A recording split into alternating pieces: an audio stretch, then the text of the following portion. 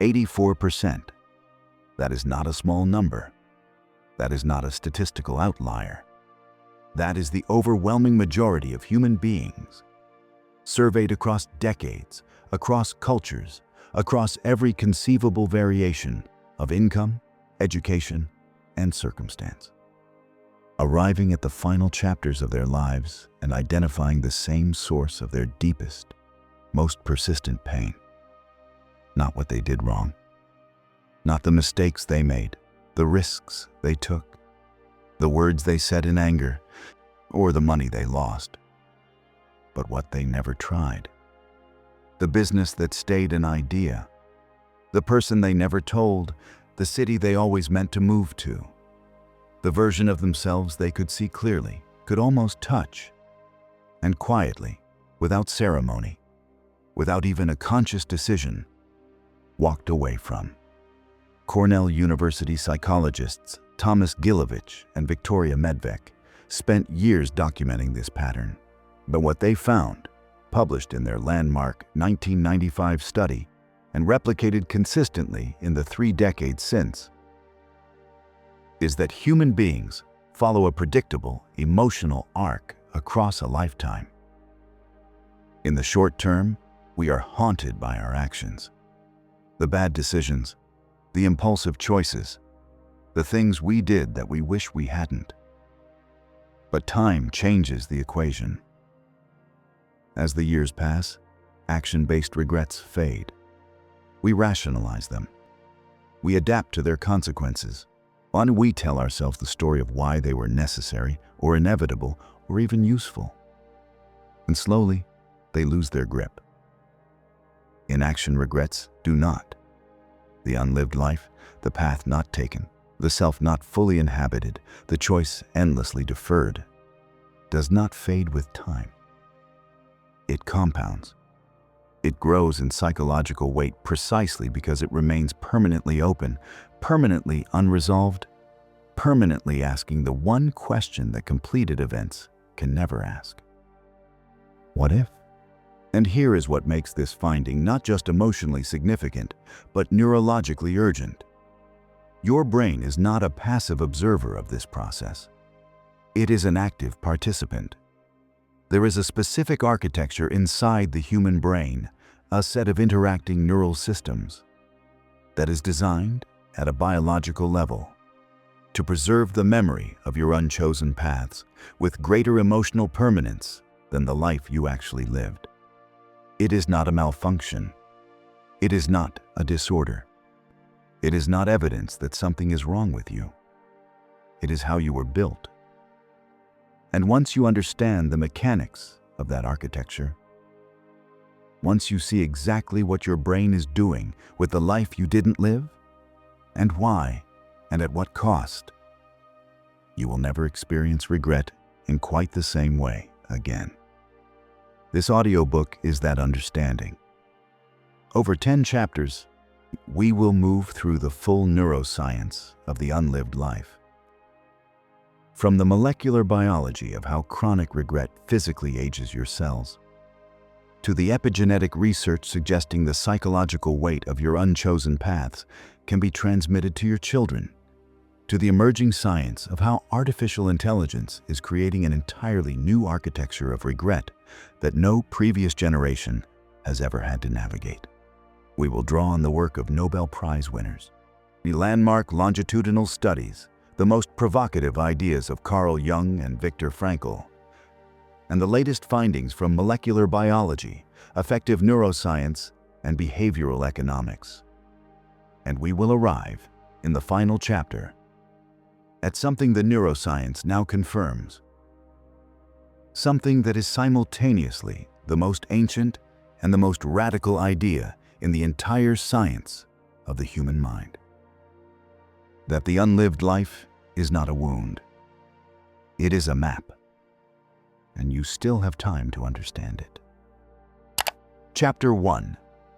The Anatomy of the Unlived Life. There is a specific kind of pain that has no name in most languages. It is not grief, it is not failure, it is not even sadness in the ordinary sense. It is the quiet, persistent ache of a life you were fully capable of living, but didn't. Neuroscientists have spent 4 decades trying to understand why this particular pain is the hardest to escape. What they found changes everything we thought we knew about memory, identity, and the human brain. This is not a self-help audiobook. There are no 5 steps here. This is a forensic examination of the most underreported psychological phenomenon of the 21st century. The neurobiology of choices we never made, and why those ghost decisions are quietly reshaping your brain right now, whether you know it or not. Inside your brain, behind your forehead, sits a region called the Medial Prefrontal Cortex, the MPFC. For decades, scientists knew it handled self-referential thought, but recent neuroimaging has revealed something far more specific, far more unsettling. The MPFC does not treat your actual life and your imagined life the same way. When you recall a real event, the MPFC processes it with the hippocampus, your memory consolidation center. Over time, real memories lose their emotional charge. They fade. This is adaptive. This is how humans move forward. But when the MPFC processes a path you imagined but never took, it stores it differently. It files it in what researchers call a self-discrepancy archive, a running neural record of the gap between who you are and who you believe you could have been. Unlike real memories, this archive does not fade. Here is the question that should disturb you. If your brain stores the life you didn't live with more emotional permanence than the life you did, what does that mean for who you actually are? In 1927, a Lithuanian psychologist named Bluma Zygarnik made a discovery in a Vienna cafe that would become one of the most cited findings in cognitive psychology. She noticed that waiters remembered every detail of unpaid orders, but forgot them the moment the bill was settled. In controlled experiments, she confirmed it. The brain dedicates significantly more resources to incomplete tasks than to completed ones. This became the Zygarnik effect. But here is the dimension almost no one talks about. A choice you never made is permanently incomplete. You never paid that bill. You never closed that loop. Your brain, following its own biological programming, keeps it open, keeps returning to it, not because you are broken, but because you are working exactly as designed. The unlived life is not haunting you because you are weak. It is haunting you because your brain is doing its job. Regret is not a character flaw. It is a feature, a neurological record-keeping system tracking unfinished business with reality. The question is not how to silence it. The question is how to read it. Every time the MPFC re-engages with an unchosen path, the business not started, the city not moved to, the relationship not pursued, it activates the brain's stress response network. It triggers cortisol, the body's primary stress hormone. In short bursts, cortisol is manageable. But when the MPFC cycles through its archive repeatedly, which research shows it does most intensely before sleep, in quiet moments, and during perceived failure, the cumulative biological cost is real. We will examine exactly how real in Chapter 7, through Nobel laureate Elizabeth Blackburn's work on how chronic psychological stress shortens telomeres, the molecular caps that govern cellular aging. For now, understand this foundational principle.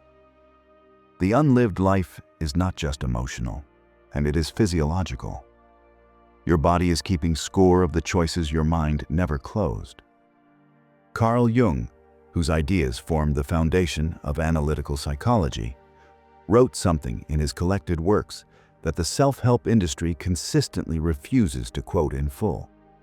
He wrote, "Nothing has a stronger psychological influence on children than the unlived life of the parent.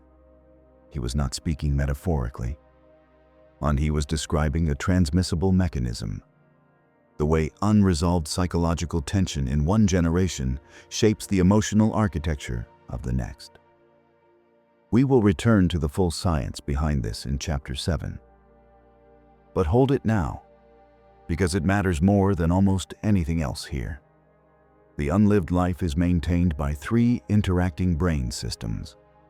First, the MPFC's self-discrepancy archive, which stores the gap between your actual self and your ideal self. Columbia University psychologist Torrey Higgins, in his landmark 1987 self-discrepancy theory, established that the size of this gap is one of the strongest predictors of both chronic depression and anxiety. Second, the Zeigarnik loop, the brain's compulsion to return to open, unresolved choices as perpetually active background processes. Third, and this is the one modern psychology has most underweighted, the default mode network. The DMN is your brain's resting state network. It activates when you are not focused on a task.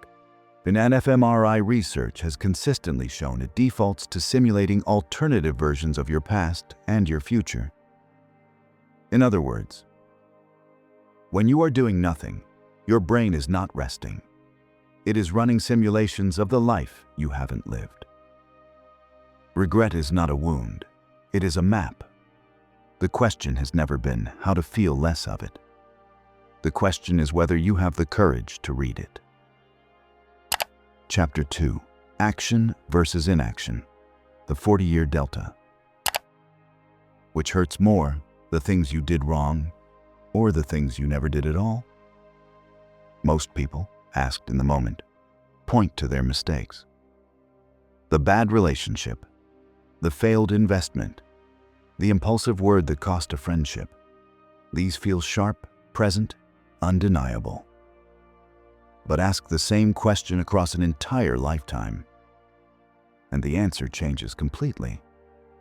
In 1995, psychologists Thomas Gilovich and Victoria Medvec at Cornell University published one of the most important studies in regret research, when they surveyed participants across wide age ranges, asking about their most significant regrets, both actions and inactions.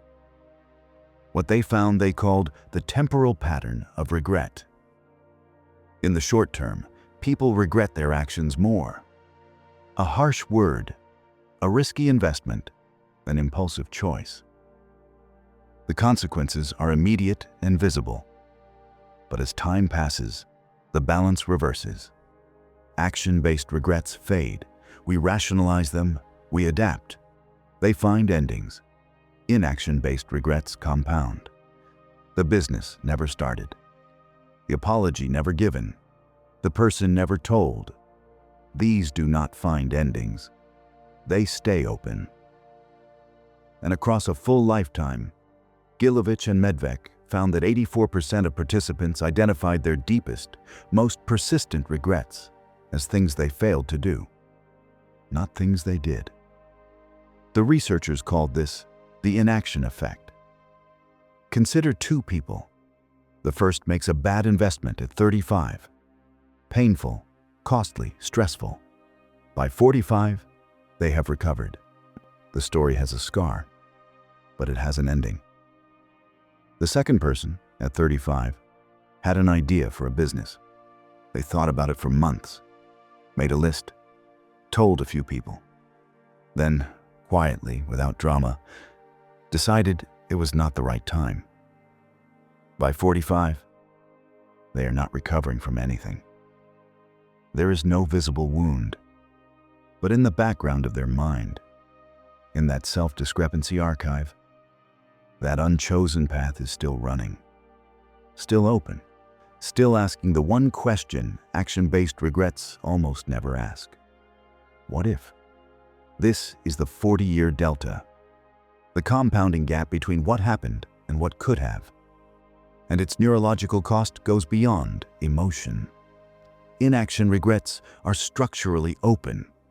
A bad decision has a defined outcome you can grieve and close.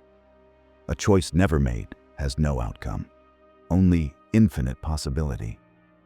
And a brain wired by Zygarnik never stops processing an open loop. Hotori Higgins made a further distinction that deepens this. When we fail to act on something connected to our deepest aspirations, not just any choice, but the ones tied to who we believe we are meant to be, the self-discrepancy activated is not just cognitive, it is existential. Higgins identified two types of self-gap. The gap between who you are and who you feel you ought to be, driven by obligation, produces anxiety. The gap between who you are and who you ideally want to be, driven by your own deepest aspiration, produces something more damaging. Dejection, a low, structureless, persistent sadness with no single identifiable cause. The unlived life falls into this second category. It is not the anxiety of failing a standard. It is the dejection of failing to become yourself. And the longer the gap stays open, the more the brain recalibrates its sense of identity around absence, around the negative space of a life, rather than its substance. That is the true cost of the 40-year delta. Not the specific opportunity missed, but the slow reshaping of selfhood around what wasn't, rather than what is. Chapter 3: The Shadow Self in Neurobiology. Carl Jung spent decades mapping the parts of the human psyche we refuse to acknowledge. The capacities, ambitions, and identities we suppress, deny, or leave undeveloped.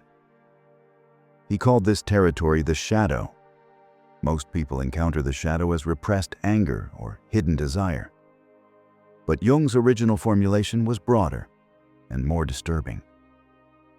The shadow was not only what you hide from others, it was what you hide from yourself, including the selves you were capable of becoming, but chose, consciously or not, to leave behind.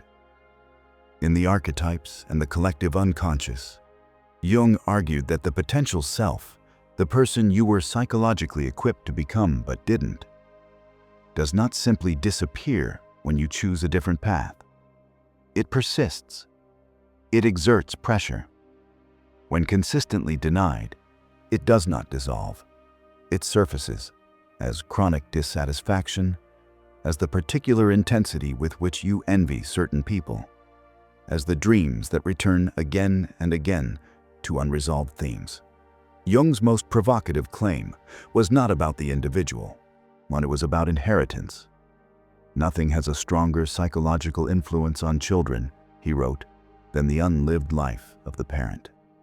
A mother who abandoned her creative work to meet family expectations doesn't carry that loss privately. It shapes how she responds to her child's creativity, with enthusiasm weighted by grief, or with subtle discouragement rooted in self-protection. A father who never pursued the career he wanted doesn't simply live with quiet regret. He projects that unlived life onto his children, sometimes as pressure, sometimes as an emotional distance the child spends decades trying to understand.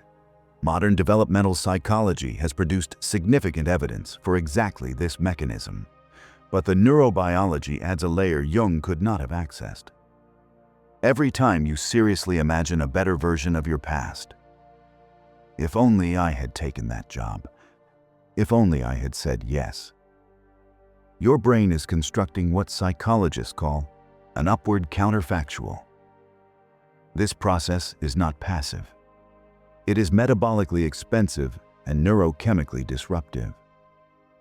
Effective neuroscience research has consistently shown that upward counterfactual thinking activates the brain's threat response circuitry, or the anterior cingulate cortex registers the gap between your imagined better reality and your actual present in ways neurologically indistinguishable from physical threat. The body responds accordingly. Cortisol rises. The parasympathetic system suppresses. The brain enters low-grade physiological vigilance. Every serious upward counterfactual triggers a mild but real stress response. In individuals who engage in this thinking frequently, and research shows most people do, particularly during idle moments, the cumulative physiological cost is measurable. This connects Jung's observations directly to a finding in molecular biology that we will examine in depth in Chapter 7. Chronic stress from persistent rumination and counterfactual thinking is associated with accelerated shortening of telomeres, the protective caps on chromosomes, whose length is among the most reliable markers of biological aging. The shadow self is not just a psychological burden. It is a biological one. The life you didn't live is aging you. But Jung was careful about one thing, and it matters enormously. The shadow is not the enemy, it is a signal. For Jung, the proper relationship to the shadow was not suppression and not surrender. It was integration. The goal of what he called individuation, the lifelong process of becoming whole, was to bring the unlived life into conscious relationship with the rest of the psyche, not to mourn it, to recognize it as evidence that you are larger than the life you have lived so far. Research on cognitive reappraisal, the deliberate reconstruction of meaning around emotionally significant experience, has confirmed this neurologically. When individuals actively reconstruct the meaning of unchosen paths, rather than suppressing or ruminating, the physiological stress response associated with counterfactual thinking is significantly reduced. The brain, given a new interpretive framework, processes the same memory differently. We will build that framework in Chapter 10. But the foundation is here. The shadow self is not proof of failure. It is a map of remaining territory. The question Jung spent his career asking was not whether you can outrun the shadow. It was whether you are willing to turn and face it. Chapter 4. The dorsolateral prefrontal cortex and choice paralysis. Imagine standing at a crossroads, not metaphorically, but neurologically. Your brain has assembled every relevant piece of information, every possible outcome, every risk and reward. And then it stops. Not from laziness, not from indifference, but because the very machinery designed to help you decide has overwhelmed itself into silence. This is not a personal failing. It is a neurological event. The region most responsible for executive decision-making is the dorsolateral prefrontal cortex, the DLPFC. It governs cold cognition, the rational, undeliberate processing of complex choices. When you weigh pros and cons or suppress an impulse in favor of reasoned response, the DLPFC is doing the work. But it has a critical vulnerability that modern life has learned to exploit with precision. It has a processing limit.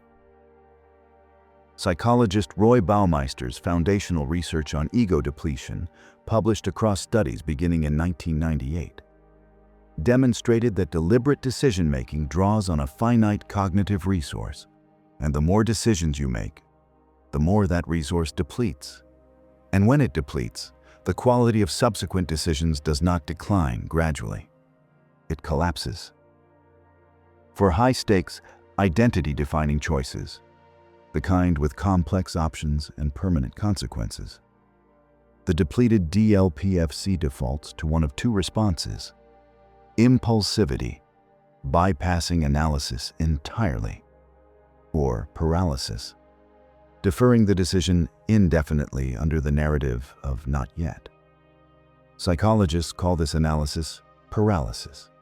Its long-term consequence has a more precise name: the great omission. The accumulation of choices never made, not because they were rejected, but because they were postponed until the window closed.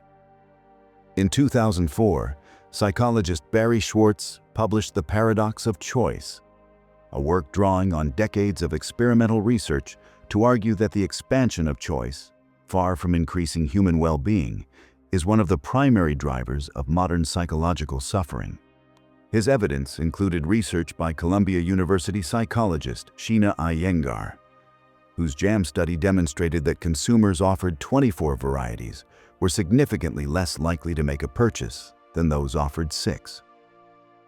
More options, less action, more regret.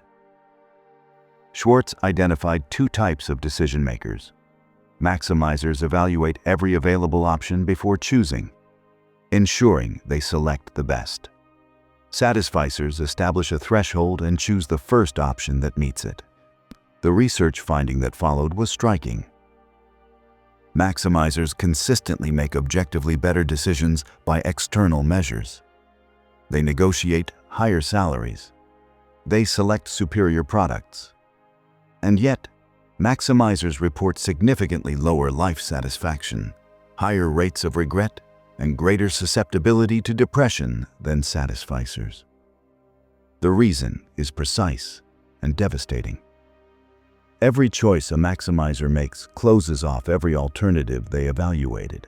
And because they evaluated all of them, built detailed mental models of each, every decision creates a gallery of rejected possibilities that the brain archives as potential unlived lives. The higher your standards, the more vividly you can imagine the alternatives you didn't choose. The more vividly you imagine them, the more persistently the Zeigarnik loop keeps them open. This is the optimization trap, the pursuit of the best possible life as a mechanism for generating the most vivid possible regret. There is a deeper neurological dimension here too. The DLPFC does not operate in isolation. It is in constant tension with the amygdala, your brain's emotional threat processor. When a choice feels existentially weighted, when it is tied to identity, belonging, or the fear of becoming the wrong person, the amygdala floods the decision-making process with threat signals that the DLPFC must simultaneously process and regulate. When the emotional load exceeds a threshold, the amygdala's activity can suppress DLPFC function entirely, a state called amygdala hijack. This is the neurological explanation for why intelligent, self-aware people repeatedly fail to make decisions they know are important. It is not weakness of will, and it is the brain's threat detection system overriding its planning system, treating the vulnerability of commitment as a danger equivalent to physical harm.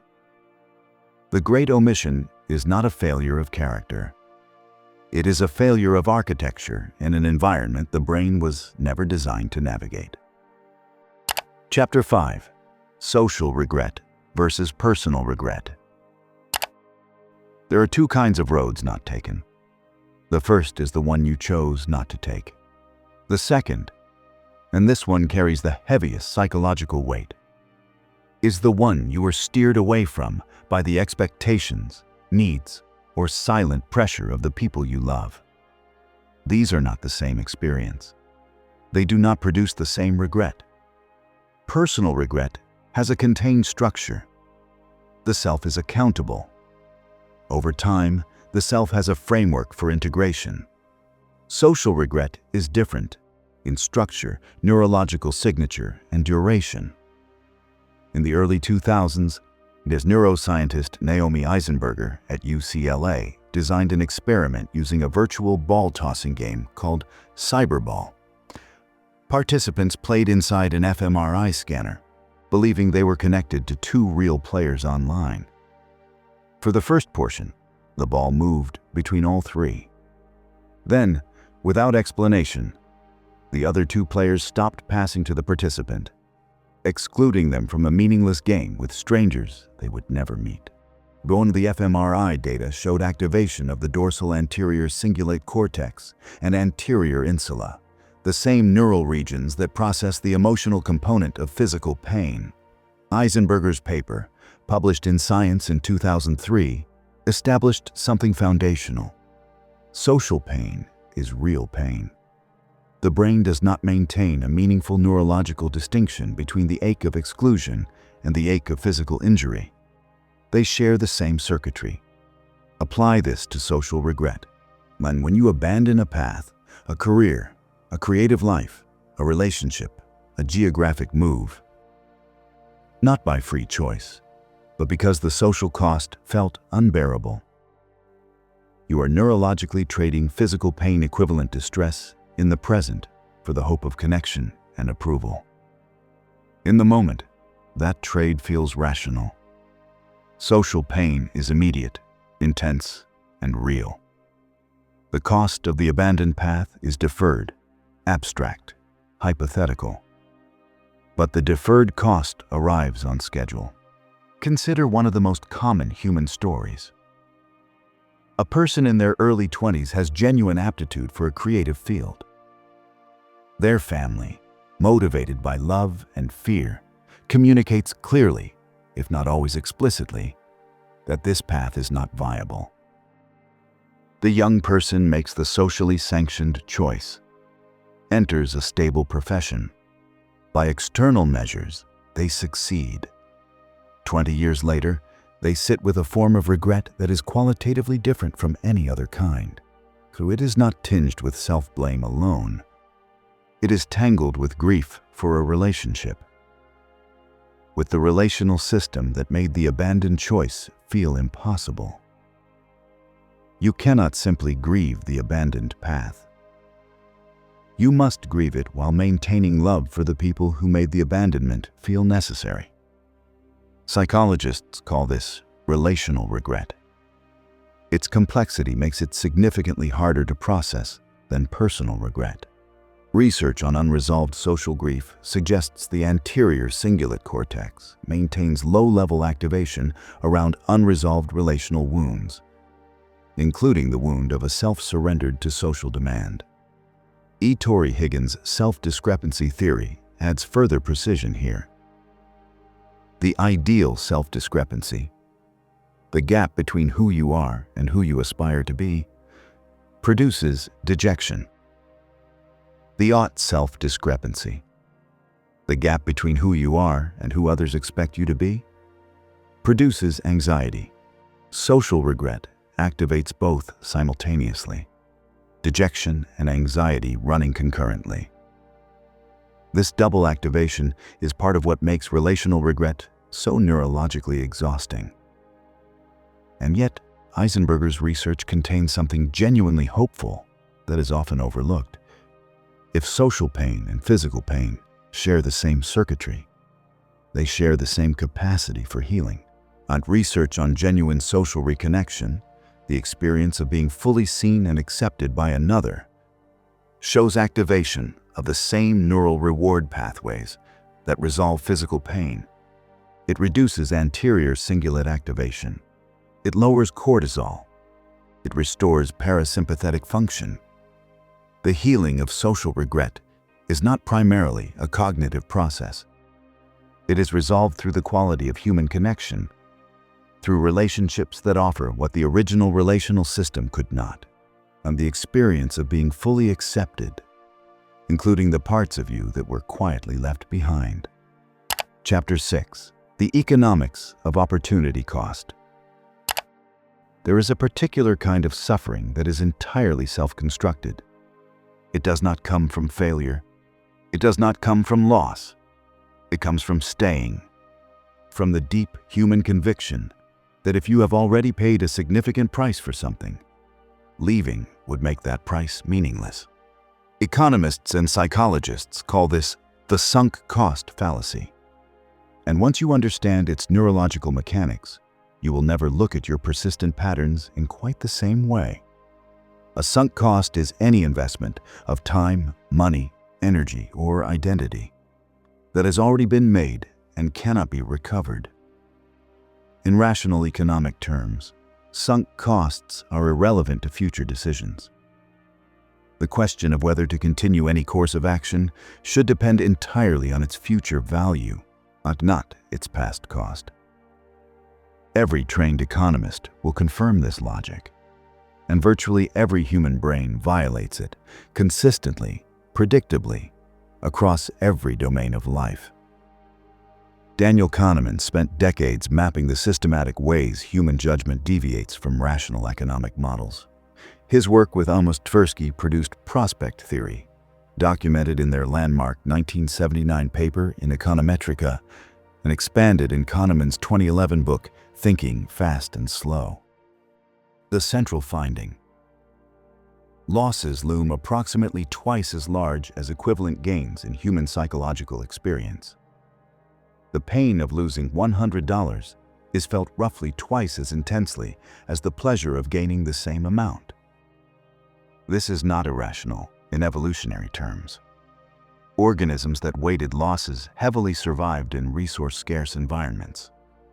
But in modern life choices, this asymmetry produces a systematic bias Kahneman called loss aversion.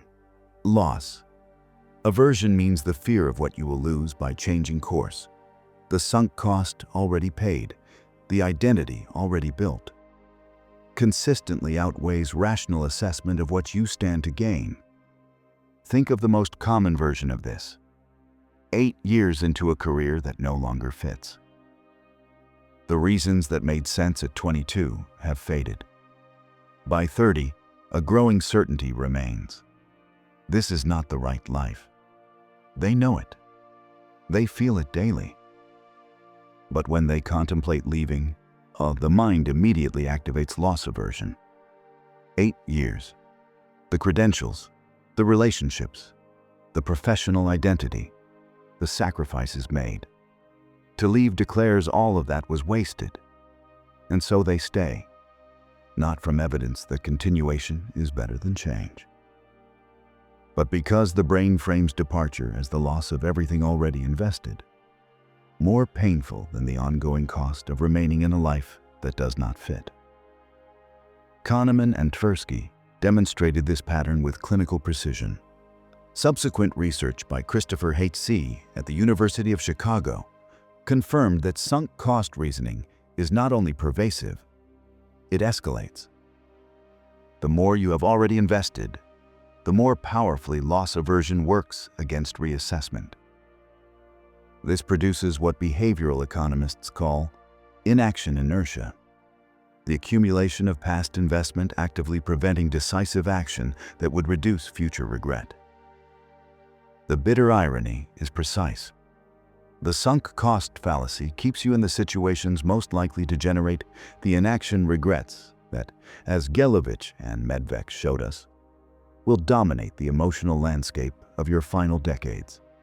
The mechanism designed to protect your past investment is systematically destroying your future satisfaction. But prospect theory contains a principle that points toward the exit. The asymmetry between loss and gain is context-dependent. It shifts when you change your reference point, the baseline against which gains and losses are evaluated. If your reference point is the past, what you have already invested, then every departure looks like loss. If your reference point is the future, specifically who you are capable of becoming, then staying in a misaligned life becomes the loss, and departure becomes the gain. This is not a semantic trick. It is a genuine cognitive reorientation that fMRI research shows produces measurable changes in prefrontal cortex activity during decision-making. There is a second principle worth examining: opportunity cost. In economics, opportunity cost is the value of the best alternative foregone when a choice is made. Every choice excludes others. The real cost includes not just direct consequences, but the value of what wasn't chosen. In human psychology, an opportunity cost is the engine of counterfactual thinking. Every time the MPFC simulates the life that could have been, it is, in economic terms, calculating the opportunity cost of the path taken. What makes opportunity cost psychologically toxic is not the calculation. It is the timing. Research on temporal discounting shows that humans systematically undervalue future opportunity costs at the moment of decision. But as time passes and the foregone opportunity recedes into the irreversible past, its psychological value inflates. The business you didn't start at 30 feels like a minor opportunity cost at 31. By 45, it has become, in the mind's accounting, the greatest investment that was never made. The economics of regret reveal a profound structural problem. We are built to weight the present heavily, protect past investment zealously, and underestimate the compounding cost of deferred action. This is not stupidity. It is an operating system designed for environments where present threats were real and futures beyond a few seasons were irrelevant. We no longer live in those environments. Understanding the economics of regret is not about becoming more rational. And it is about recognizing the specific places where your brain's financial intuitions are working against your long-term flourishing and building the tools to correct for them. Chapter 7: Epigenetics and the Memory of Choice. Everything examined so far has operated at the level of psychology and neuroscience, thought, emotion, behavior. In this chapter, we go smaller, much smaller. Because the most unsettling finding in the entire science of regret does not come from psychology. Like it comes from molecular biology. And it suggests that the choices you didn't make are not just shaping your mind. They are rewriting your biology. In the 1980s, biochemist Elizabeth Blackburn at the University of California, San Francisco, and her graduate student Carol Grader studied the ends of chromosomes, the genetic structures carrying DNA in every cell. They discovered that chromosomes end in protective caps made of repetitive DNA sequences and specialized proteins. These caps, called telomeres, from the Greek for end part, prevent chromosomes from deteriorating during cell division. The critical discovery, which earned Blackburn, Grider, and Jack Szostak the Nobel Prize in Physiology or Medicine in 2009, was that telomeres shorten each time a cell divides. When they become critically short, the cell can no longer divide properly. It enters senescence, it stops functioning, or it undergoes programmed cell death. The telomere length is a biological clock, one of science's most reliable markers of cellular age. And it is not fixed. It is dynamic. It responds to environment, including the internal environment of your psychological state. Blackburn spent the decades following her Nobel Prize investigating the relationship between psychological stress and telomere biology. Her findings, as compiled in the 2017 book, The Telomere Effect, written with health psychologist Elissa Epel, have been extensively replicated. Chronic psychological stress, the sustained, unresolved kind, is associated with measurably shorter telomeres and reduced activity of telomerase, the enzyme responsible for maintaining telomere length. Caregivers of chronically ill family members showed telomere shortening equivalent to between 4 and 17 additional years of biological aging compared to controls. Women who had experienced severe childhood adversity showed significantly shorter telomeres in adulthood. Individuals with clinical depression, PTSD, and chronic anxiety showed consistent telomere shortening correlated directly with duration and severity of psychological distress. The mechanism runs through the cortisol pathway we have traced throughout this audiobook. Chronic cortisol elevation, produced by persistent rumination and ongoing counterfactual processing, creates oxidative stress at the cellular level. This oxidative environment accelerates telomere shortening and suppresses the telomerase activity that would otherwise repair them. In plain language, the sustained psychological weight of the unlived life, the chronic low-grade stress of unresolved choices and persistent regret, is measurably aging your cells. This is not metaphor. It is molecular biology. Now add a second layer, one that connects directly to Jung's observation about the unlived life of the parent. The field that makes this connection explicit is epigenetics. When epigenetics studies heritable changes in gene expression that do not involve changes to the DNA sequence itself. The code remains the same. What changes is which genes are expressed and how intensely, based on chemical modifications, primarily a process called DNA methylation. Research over the past 2 decades has established that chronic stress alters methylation patterns on genes related to stress resilience, immune function, and neurological development. What makes this extraordinary and directly relevant to everything this audiobook has been building toward is the discovery that some of these epigenetic modifications appear to transmit across generations. Research by psychiatrist and neuroscientist Rachel Yehuda at the Icahn School of Medicine at Mount Sinai studied the descendants of Holocaust survivors. She found that children of survivors showed altered methylation patterns on the FKBP5 gene, a gene involved in stress response regulation, that differed from control populations and mirrored, in modified form, the alterations found in the survivors themselves. Psychological experience, including the sustained stress of chronic regret and suppressed aspiration, leaves a molecular record, and that record, under certain conditions, can be passed forward. This is the mechanism behind Jung's observation. It is not mystical. It is epigenetic. The parent who carries the chronic cortisol load of an unlived life does not simply suffer privately. Their biology is altered by that suffering, and the biological environment they provide for their children, in utero and in the stress chemistry of the home, carries the molecular signature of that unresolved self. There is, however, a finding in epigenetics as important as transmission, and that is reversibility. Unlike genetic mutations, epigenetic modifications are dynamic. They respond to environment. Research on mindfulness-based stress reduction, psychotherapy, and sustained behavioral change has shown measurable changes in epigenetic markers, including increases in telomerase activity and modifications to stress response gene methylation.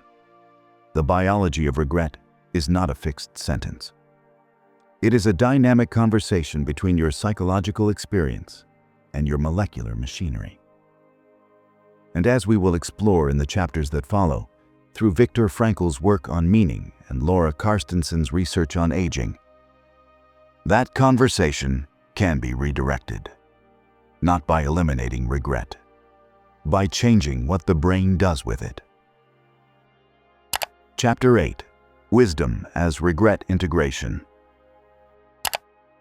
There is a version of aging that most psychology textbooks do not prepare you for, not the version marked by decline and narrowing possibility, but the version researchers have documented with increasing consistency. One in which something genuinely surprising happens to the emotional landscape of the human mind across its later decades.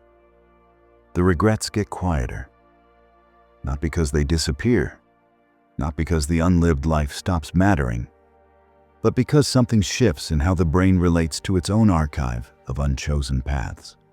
The researcher who has done more than anyone to document this shift is Laura Carstensen, psychologist at Stanford University and founding director of the Stanford Center on Longevity.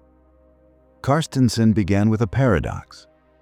Studies consistently showed that older adults, people in their 70s and beyond, reported higher emotional well-being, greater life satisfaction, and lower anxiety and depression than younger adults. This was counterintuitive. These were people with fewer years ahead, more losses accumulated, bodies and sometimes minds in various stages of decline. Why were they, on average, emotionally better off? Carstensen's answer became socio-emotional selectivity theory. one of the most influential and empirically supported frameworks in the psychology of aging. Its central insight: the way humans allocate emotional and cognitive resources is shaped fundamentally by their perception of time. When time feels expansive, people prioritize information gathering, novelty, and the expansion of social and experiential worlds. When time feels limited, when the horizon is closer, people shift toward emotional meaning, depth of connection, and the savoring of present experience. This shift is not resignation. It is one of the most sophisticated adaptive responses in the human psychological repertoire. Within this framework, what happens to regret is both predictable and profound. When the brain reorients from future expansion to present meaning, the self-discrepancy archive changes its functional relationship to identity. The unlived life, which in earlier decades is processed as threat and loss, begins to be processed differently, not as the measure of what was missed, but as the texture of a specific, irreplaceable life, the shape of real choices made, rather than the shadow of superior alternatives not taken. fMRI research has shown that older adults demonstrate reduced amygdala reactivity to negative emotional stimuli compared to younger adults, aligning precisely with Carstenson's framework.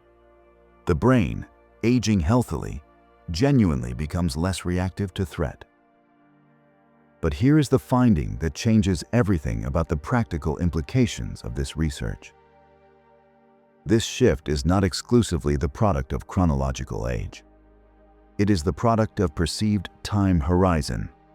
In experiments where younger adults were asked to imagine they had received a terminal diagnosis and had only limited time to live, their emotional priorities shifted within a single experimental session to mirror those of older adults.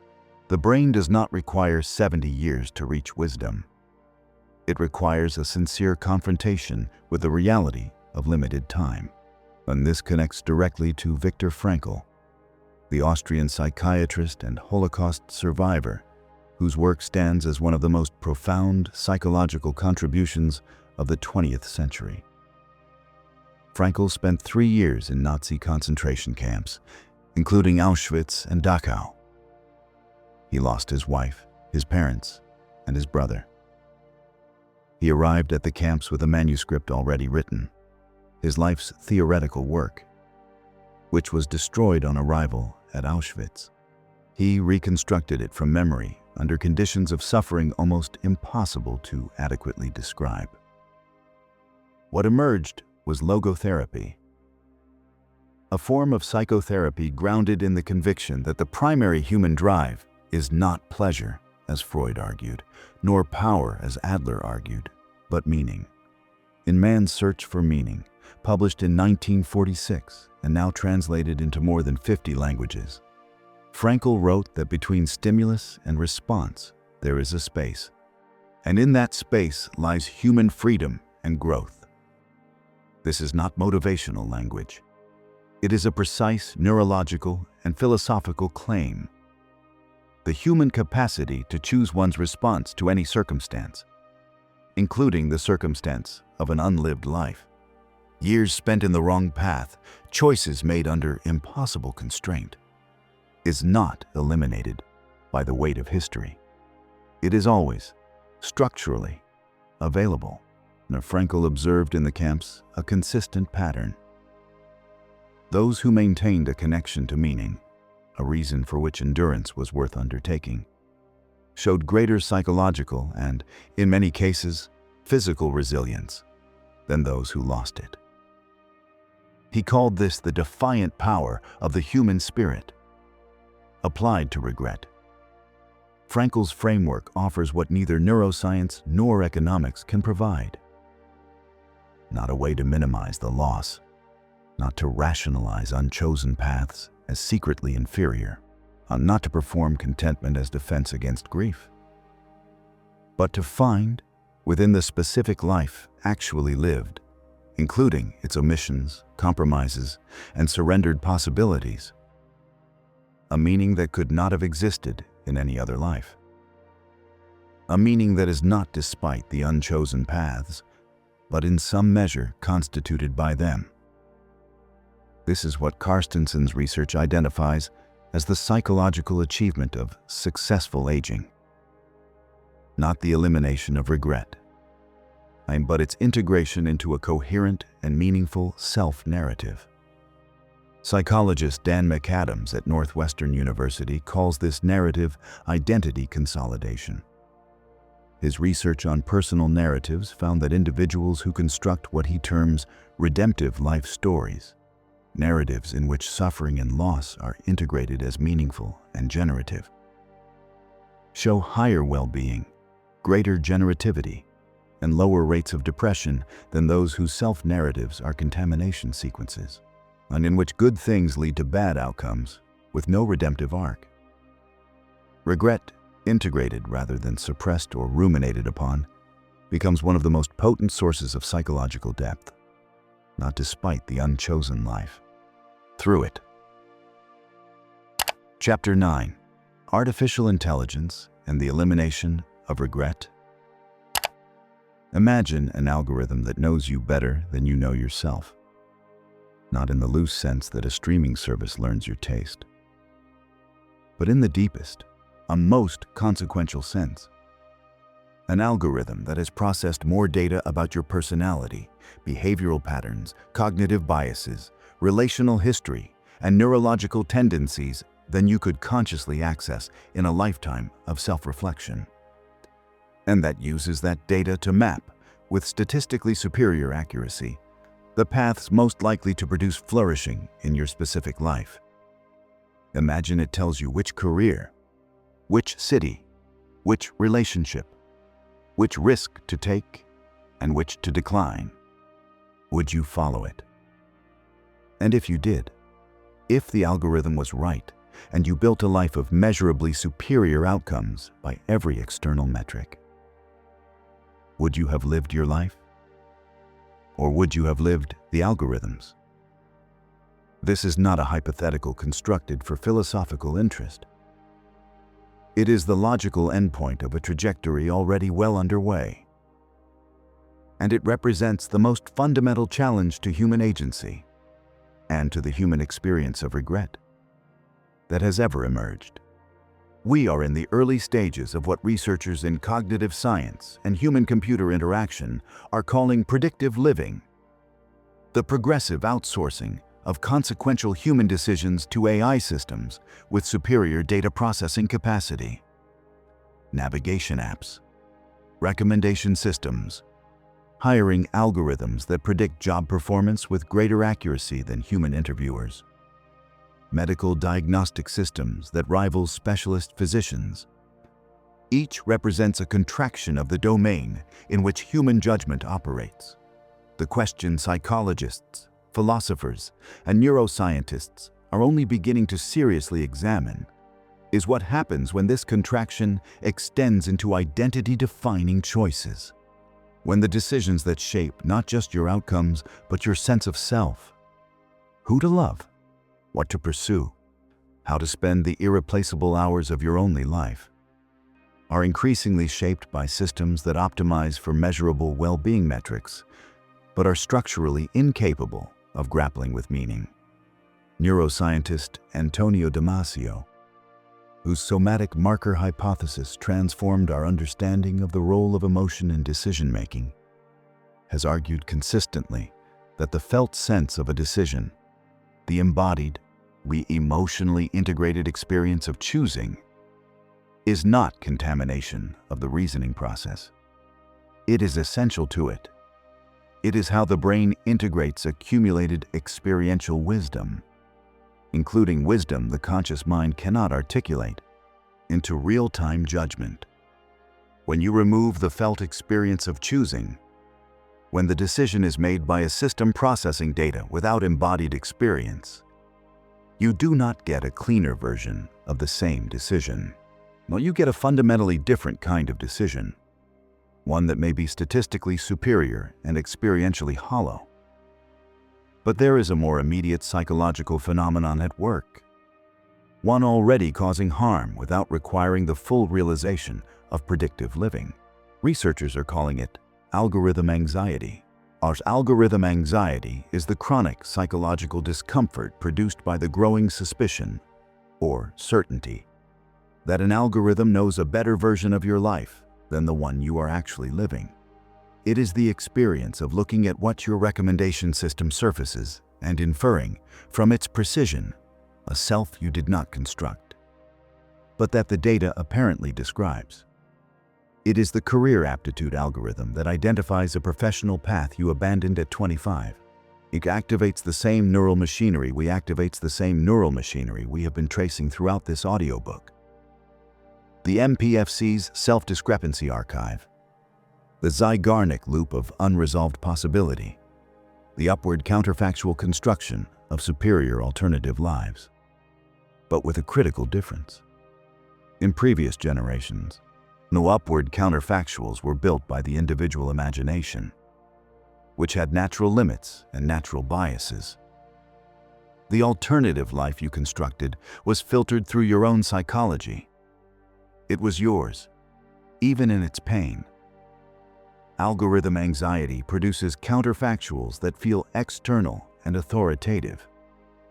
The alternative life suggested by the algorithm does not feel like your imagination speaking. It feels like data speaking. And data, in the current cultural moment, carries an epistemic authority the individual imagination cannot easily counter. This is the new architecture of regret in the age of artificial intelligence. Not the slow accumulation of personal choices and consequences, but the instantaneous, data-driven confrontation with a superior alternative self that you did not build, but that the system insists the numbers support. The ethical dimensions of this are considerable. Philosopher Nassim Nicholas Taleb, in his work on anti-fragility, he argued that systems, including human beings, never exposed to the stress of unoptimized experience, do not simply remain stable. They become fragile. The capacity for genuine resilience, growth, and adaptation requires the experience of difficulty that was not predicted, managed, or algorithmically avoided. Applied to the domain of regret, a life from which the possibility of consequential error has been removed by algorithmic optimization is not a life protected from suffering. It is a life from which the raw material of genuine selfhood has been extracted. Selfhood is not built from optimal decisions. It is built from the full consequence of real ones, including the wrong ones, including the ones not made. Jung understood this in the early 20th century. Frankl confirmed it under the most extreme conditions imaginable in the middle of the century. Carstenson's research has documented it in the lives of thousands of aging adults since. The unlived life, properly understood and courageously integrated, is not the enemy of the good life. It is one of its most essential architects. Chapter 10: Neuroplasticity and the Art of Reframing. We have traveled far in this audiobook. We have gone inside the brain's self-discrepancy archive. We have traced the Zeigarnik loop of perpetually open choices, the social pain of relational regret, the economic trap of sunk cost, and the molecular consequences of chronic counterfactual stress. What remains is the most important question of all. Not what regret is, not what it costs, but what we do with it. And the answer begins with one of the most important discoveries in modern neuroscience. One that overturned a century of scientific consensus and fundamentally changed what we understand to be possible in a human life. For most of the 20th century, the dominant view was that the adult brain was structurally fixed and was wrong. Beginning in the 1960s and 1970s, the view of the brain as a static, unchanging organ was challenged. The circuits were not set. Fundamental change was not marginal. This view was wrong.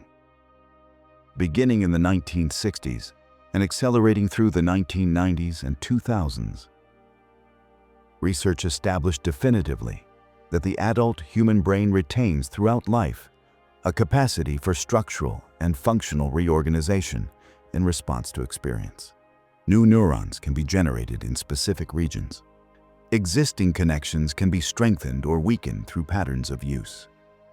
Entire functional networks can be reorganized through sustained behavioral change, therapeutic intervention, or deliberate cognitive practice.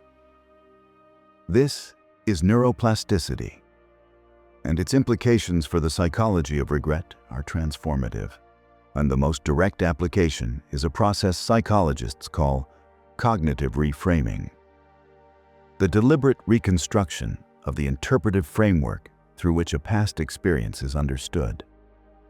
Cognitive reframing is not positive thinking. It is not looking on the bright side.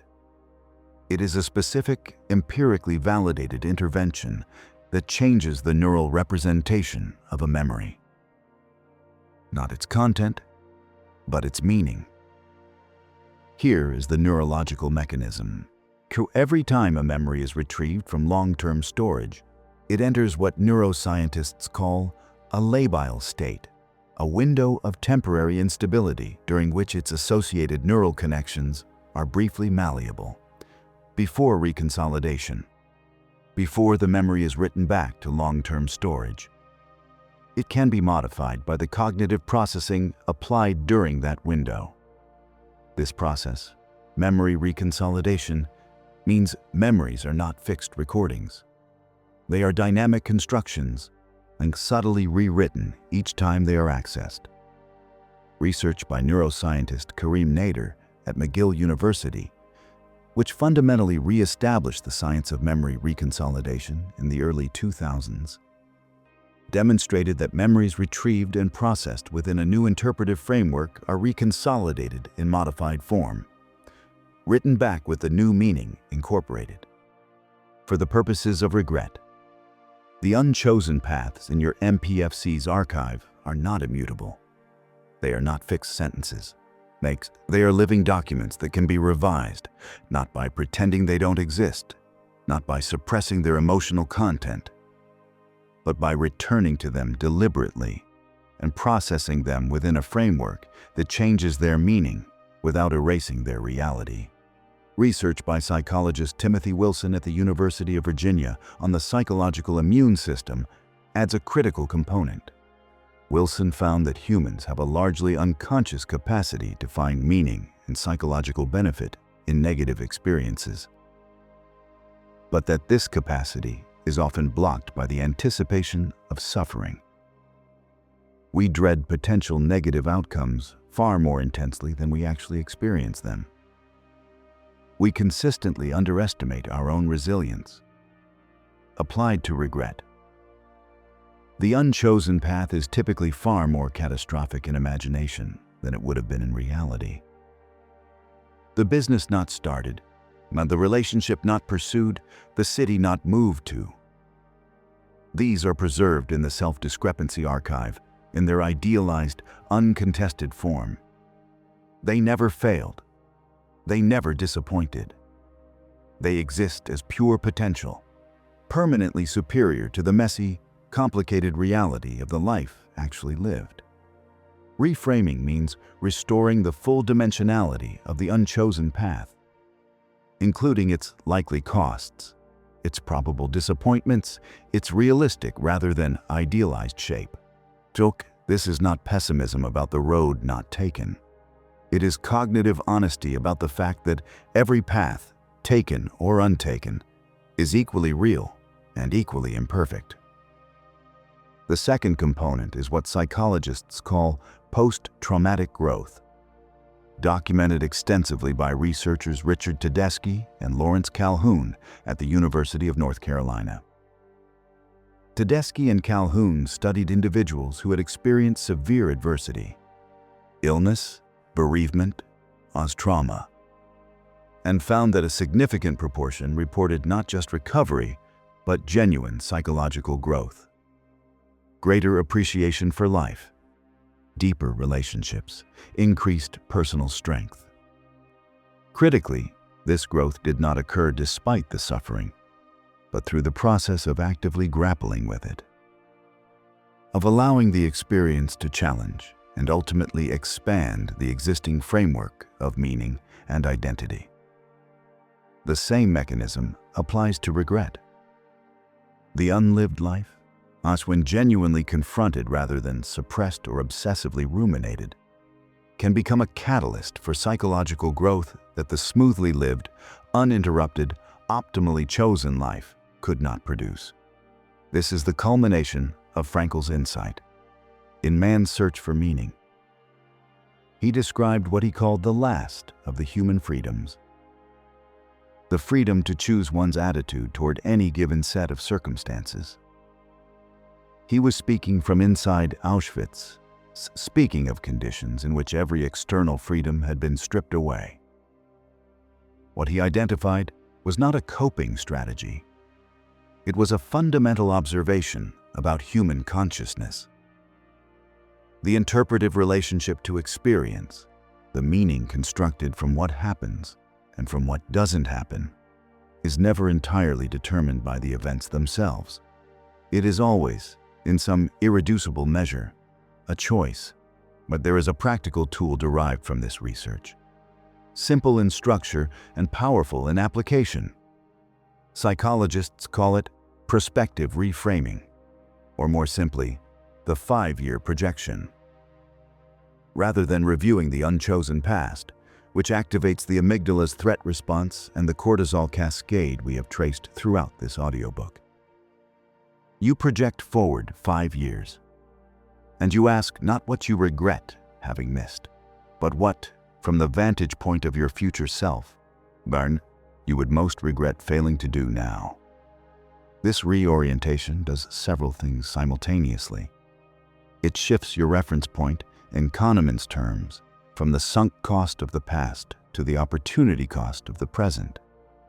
It activates the prefrontal cortex's future simulation capacity rather than the limbic system's threat response to past loss. And it converts the energy of regret, which directed backward is purely corrosive, into what psychologists call implementation intention. CHUCK, the neurological precursor to action. Research by psychologist Peter Gollwitzer at New York University has consistently shown that individuals who specify not just what they intend to do, but when, where, and how they will do it, who form concrete perspective plans rather than abstract aspirations, are significantly more likely to act on those intentions. The brain, given a specific future action to encode, he treats it as an open loop in the Zeigarnik sense, allocating background processing to it, keeping it active in working memory, flagging opportunities for its completion. The 5-year projection converts the Zeigarnik loop from a mechanism of perpetual retrospective suffering into a mechanism of prospective motivation. This is the final architecture this audiobook has been building toward. Not the elimination of regret, not the optimization of choice, not the algorithmic management of the unlived life into statistical irrelevance, but the integration of the full, complicated, imperfect, magnificently specific life you have actually lived, including its negative space, its unchosen dimensions, its ghost archive of alternative selves, into a coherent, meaningful, and still unfinished story. The brain is plastic. The meaning of the past is not fixed. The unlived life is not a verdict. It is, if you are willing to read it honestly, a map of what is still possible. Viktor Frankl survived Auschwitz. He rebuilt his work from nothing. He went on to write 39 books and to teach at universities on 4 continents. He did not do this by forgetting what had been taken from him. He did it by deciding, again and again, in the space between stimulus and response, that what remained was enough to build something worth building. You have not lost what Frankel lost. But you carry your own archive of unchosen paths, your own unlived life, filing itself quietly in the background of your mind, waiting not to be silenced, but to be read. This audiobook has given you the science to understand what that archive is, what it costs, and what it is made of. What you do with it now, that, as it has always been, is entirely yours.